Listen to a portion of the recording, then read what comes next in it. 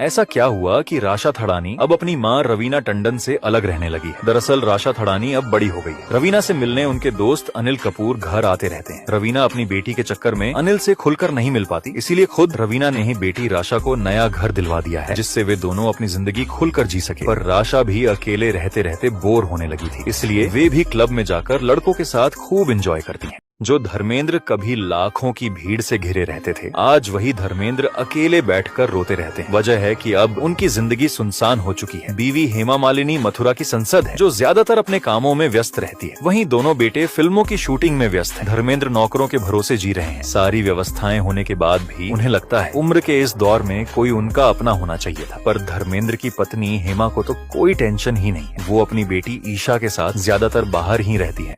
काजोल देवगन अपने बच्चे के लिए एक आम माँ की तरह नहीं है। वे एक से बढ़कर एक कपड़े पहनती हैं। वहीं अपने इकलौते बेटे युग को फटे पुराने कपड़े पहनाती हैं। काजोल 50 की हो गई है, फिर भी इस उम्र में मैडम के इतने नखरे हैं कि अपने बेटे पर ध्यान नहीं देती। अजय देवगन इसी बात को लेकर काजोल से नाराज रहते हैं, पर काजोल को भी कोई फर्क नहीं पड़ता। वे तो अपने में ही मस्त रहती हैं। अजय देवगन कैसे भी करके युग के लिए एक बॉडीगार्ड रखा है।